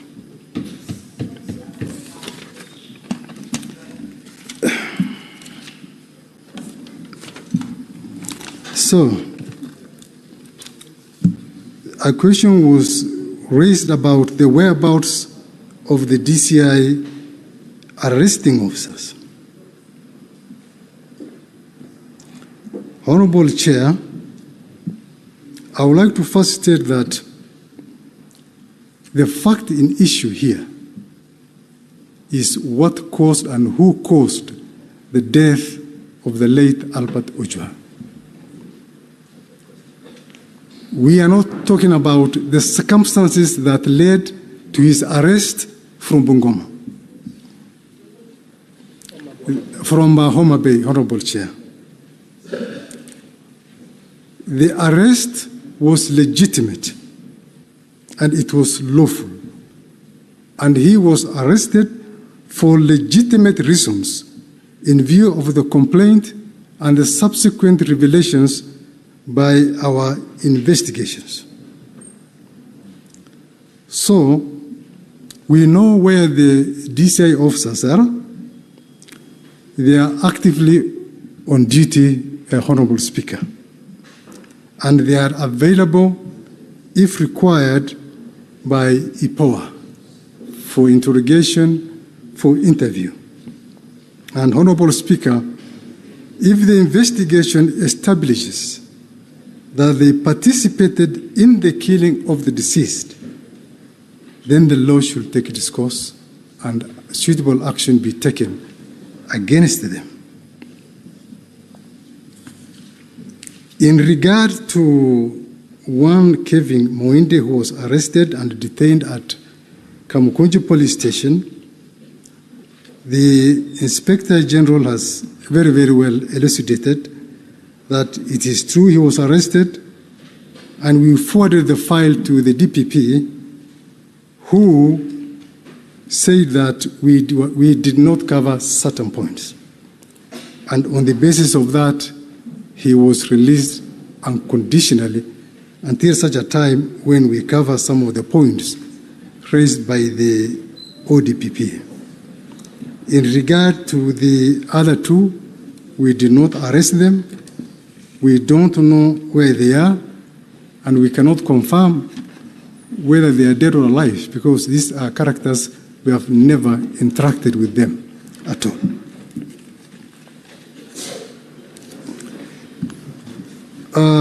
Honorable Speaker, it is true that the ESAC confirmed the same day that our officers were in Homa Bay. When we are conducting investigations, Honorable Speaker, we task this division of labor. We give the teams specific tasks. We have the action teams. We have the teams that do the interviews, the interrogations, the writing of the correspondences, the compilation of the file. So it is not the same team that collected the correspondence from EACC, the same team that arrested the suspect from Homa Bay. And then finally, there was the aspect of the who deleted the social media account. Honorable Speaker, this issue came after the fact of the murder. and we got this in the social media. And I believe in their investigations because we are not the ones having the conduct of the investigations. This should be an area that should interest the EPOA team to find out, besides other issues, who actually deleted the social media account and why and when. I think those are issues that can be sufficiently addressed by the EPOA investigations. Otherwise, Honorable Speaker, I want to rest my submission there unless there's any other question. Thank you very much. Thank you, IG. Just before you take your seat, the question as to why the young man was arrested in Homa Bay, not charged in Homa Bay, but transferred all the way to Nairobi, was asked to the IG. His response was that the crime was committed in Nairobi. That was the response of the IG. Some questions was directed to you, DCI, and this was your response, that the crime under the Cyber Crime Act is a crime of a national jurisdiction, meaning it can be tried anywhere. If indeed that is the case, having arrested this young man in Homa Bay with a crime of national jurisdiction, why was he brought to Nairobi?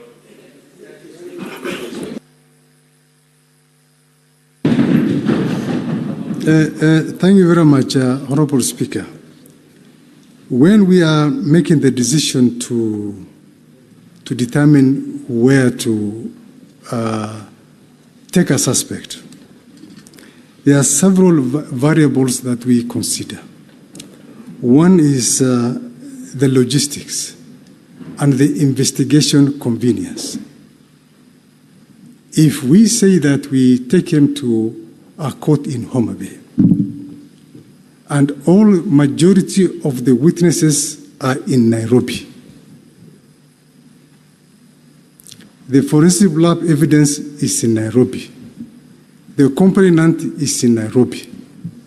So because of that, and because of the logistic reasons, that's why sometimes we find it more convenient to have the suspect charged here in Nairobi instead of wasting a lot of resources going to Homa Bay. And that is provided for in our service standing orders, Honorable Speaker. Let's hear IPOA. You may take your seat, DCI.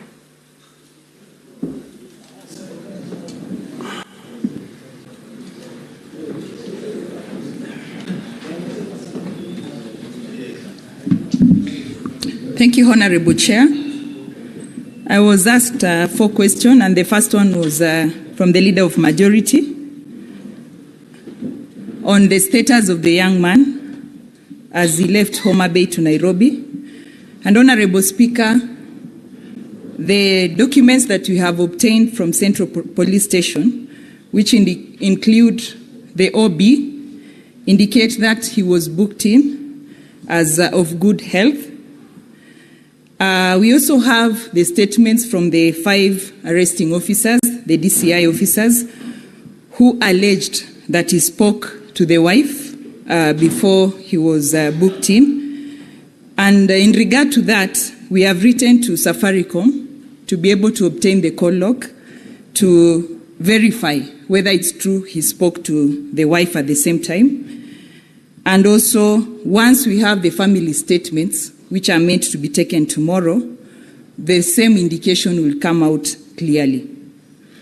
The other thing that would have shown his condition clearly, Chair, is the CCTV, which in our report we have indicated was tampered with. And from the forensic report, the forensic experts that we have at the authority, it's very clear that the CCTV was working because the first thing the forensic expert and the investigating officer noted when they got into Central Police was that the power was not connected to the power cable of the CCTV was not connected to the socket. But on connecting it, the CCTV came back. But on trying to review the previous day's events, there was nothing. So it is very clear that the CCTV was tampered with, and we have referred the same to an expert to be able to retrieve the data. And on whether the retrieval will be successful will depend on if it was the hard disk that was removed or was just it was just a rest. So we are waiting for that, Honorable Speaker. There was also a question on the police stations which have CCTV. On the judgment of one Judge Ogola, he gave recommendations to us and also to the IG on the importance of having CCTVs at the cells, and we are pursuing that. And there was also a recommendation from, I think, LSK on the same. So we are pursuing that, and we have also done inspections and written recommendations to the IG on that. And I want to commend the IG because during his interrogation for the job, he spoke of the importance of having officers having body cams as they do their work. This would also be an avenue where we would have seen what really transpired. So I believe these are some of the reviews and some of the reforms that we would want to see NPS taking up. The other question was on the officers who are interdicted, what we are doing about them as an authority. And I had indicated in my report that the 6 officers were to report today for statement writing at the authority headquarters. And during lunchtime, I've confirmed they have reported and their statements were being taken. 8 of them, including the OCS, had already taken the statements. So of the 6, the authority saw 9 more, 11 more being persons of interest who are officers who are also around in the central police station, and they'll also be taken in for for statement writing. There was also a question on how long we think as an authority we can give the same case to ODPP for prosecution. Honorable Speaker, with deliberation with my team, our legal team and our investigators, if we are given less than 10 days, we will be able to have all the reports ready, given that we have around 4 or 5 things that we need to conclude. And Honorable Chair, we had given, we had a bill in front of this House through JILAC, that is Honorable Sigei's committee, on powers to arrest and prosecute. There was a question on why the officers have not been arrested. So these are still powers that we are seeking as an authority, because if given these powers, we'll be able to arrest and also prosecute. Immediately we are done with our investigation. And Honorable Speaker, we are committed. As the CS said, nobody is above the law. Our Act as IPOA gives us mandate and powers to summon anyone, including the IG, for statement taking. Thank you, Honorable Speaker. Let us hear from the National Police Service Commission. Let him say for the record. Thank you, Speaker. I don't think there was a question directed to the National Police Service Commission, but I just want to say two things. On the issue that has been alluded by the CS Interior and even the IG himself, we have had situations where the IG wants to do promotions, but officers have not undertaken the requisite career progression courses. And when the CS says there is more need to try and pool resources so that these trainings can be facilitated. And finally, that we are in discussions. It's the National Police Service Commissions which approves the curriculum. and therefore with all the other stakeholders. Once it is developed, then it is the mandate of the Commission to approve that curriculum if there are new changes. Thank you. Thank you, Speaker. Thank you. Now, once Senator Seeger, you have the floor, you will seek that and ask your question, because you are doing the second round of questions. Now, honorable senators, if you can be direct to the questions, we'll save a lot of time. I am persuaded to put a time within which to ask your question. So within a maximum of 3 minutes. A maximum of 3 minutes.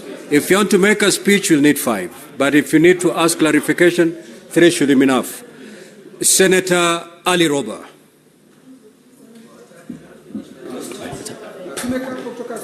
Senator Ali Roba. Thank you very much. Senator Ali Roba, just take your seat. I remember that Senator Nyutu had not concluded when we adjourned. So conclude. Thank you, Mr. Speaker. I'll take under 1 minute. I was stood down by the point of order by Majority Leader. And my last question actually was to IPOA. And I wanted to ask them how safe they are investigating people who have power to arrest and carry firearms. And Mr. Speaker, because I say this because Lawyer Willie Kimani was doing exactly what IPOA does, and he lost his life. So what is the security guarantee for IPOA? And DIG did not get my question, Mr. Speaker. He's saying that I claimed that investigation about this death has been speedy. I was talking about investigation about the claim made by DIG Lagat. It was speeded up. That is what I meant. And finally, to CS Murkomen, he said he quoted to 245. Why we are demanding that DIG Lagat steps aside, it is because he is a police officer and this matter revolves around him. So you cannot liken this to a complaint that is made by a senator or somebody else. This is a police officer who can interfere and who can command even the officers that are investigating. So it needs to be made clear. Thank you, Mr. Speaker. Senator Crystal Asige. That's very brilliant. Thank you, Speaker. The clarification that I sought, which is not part of my 3 minutes, I hope, Speaker, was that the question was asked of whether Albert Ojwang was alone or with others in the cell. And the IG said that that would be answered by the DCI and or IPOA, and neither of them answered that question. So that was the clarification that I was seeking. And it was further highlighted by Senator Mandago, who said that there is a detainee witness statement that IPOA took that would probably shed light on whether he was alone or with others. That is the clarification. My first question, Speaker. Who issued, this is to DCI, who issued the orders for Albert to be driven from Homa Bay all the way to Nairobi? I would like to know who issued the particular instruction for that to happen and not to process him in Homa Bay. Next, the DIG personally, we have been informed, recorded a complaint. And who took down that complaint? I would like to know from the DCI as well. And who else recorded a statement in support of the allegations made by the DIG? That is also to DCI. Next is to the IG. I know that the IG Speaker already has said that many of the questions will be answered or will be revealed once investigations are complete, but this one perhaps he can answer directly. This is to the IG. You said in your first media brief that the cause of death was that he hit his head on the wall, Albert. And you've just clarified that that was wrong information given to you by the primary report by an officer. Who was this officer who gave you this false information that you then issued in your first media briefing that that misled the country as of the cause of death. That is what I want to know. And the reason I ask this is because if someone saw and alleged that he had repeatedly hit his head on the walls. Senator Tobiko.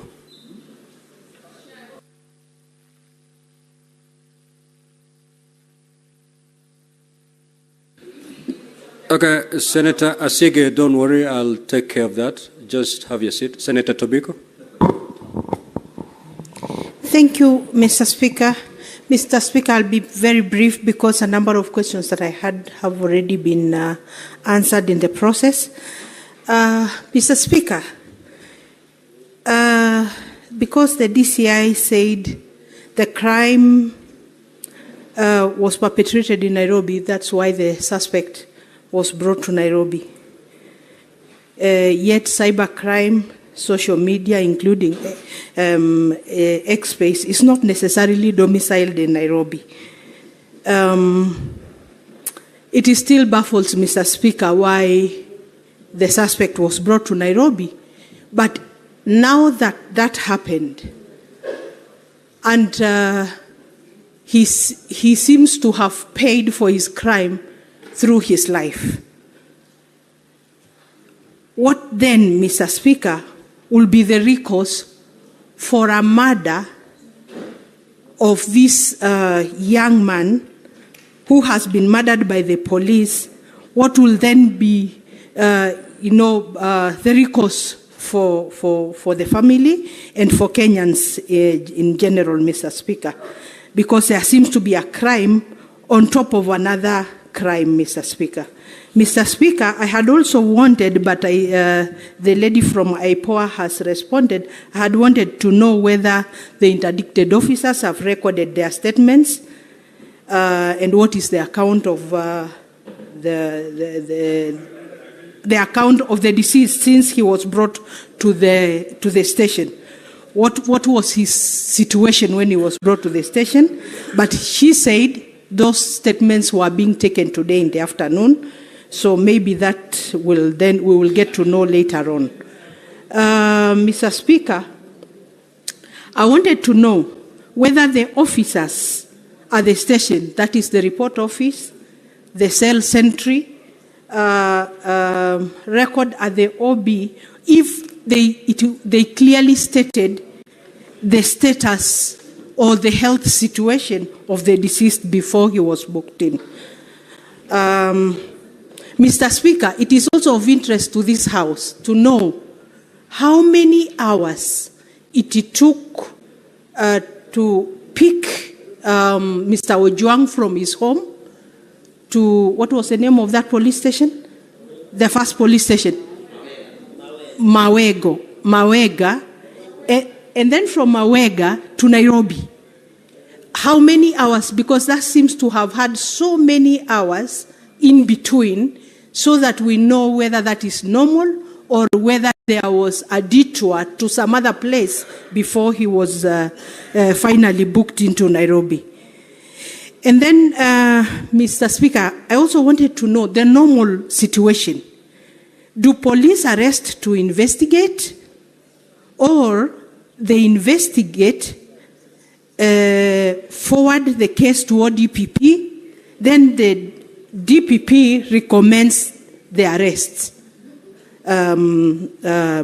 What is the normal situation, Mr. Speaker? Senator Muma. Senator Muma.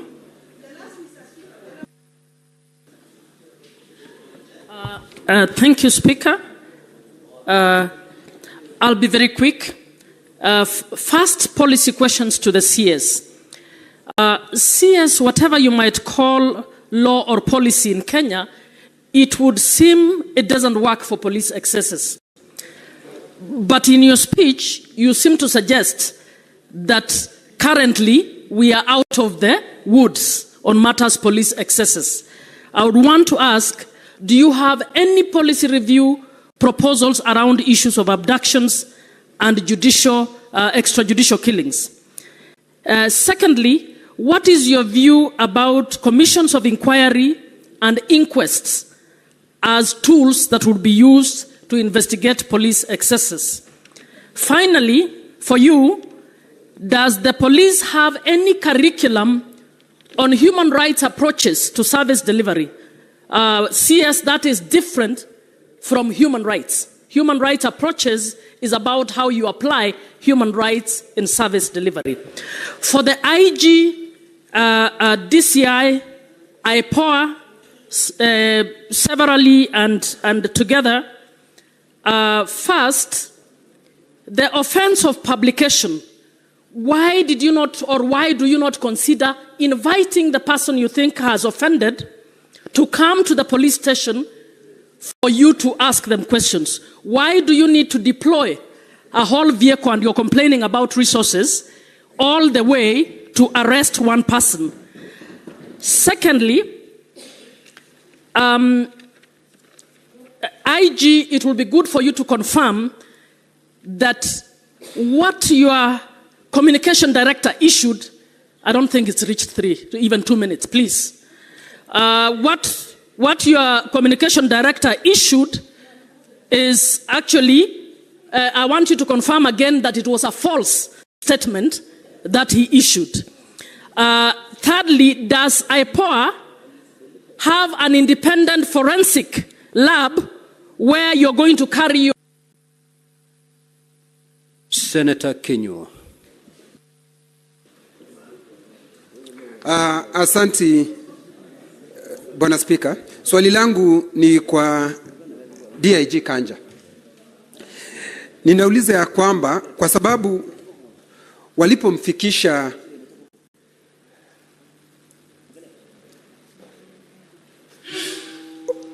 Albert Ojwang, walipomfikisha pale Central Police Station, tayari yule ambaye ni afisa mkuu wa pale katika ile police station ambaye anaitwa Talam hakuwako. Inasemekana alipigiwa simu kuulizwa kama atakubali yule Albert Ojwang aweze kuwekwa katika ile seli. Ni utaratibu wa katika polisi zetu, yeye afisa ambaye anasimamia station awe akiulizwa kama mtu yoyote ambaye analetwa katika police station awekwe ndani au la. Hilo ndi swali langu la kwanza. Swali la pili, ya kwamba hawa maafisa ambao walikuwa pale ikiwemo Talam tayari wamesimamishwa kazi. Na Talam hakuwa katika, yeye makosa yake ni kuwa yeye ndiye afisa mkuu katika ile police station ya Central. Tutafika mwisho wapi kuwasimamisha watu kazi, kwa sababu kulingana na mwendo huo afisa mkuu wa polisi wa Nairobi, kwa sababu ako na mamlaka, anapaswa kusimamishwa kazi. Siye huyo peke yake, afisa mkuu wa polisi katika Jamhuri ya Kenya anapaswa kusimamishwa kazi. Kabla tufike hapo,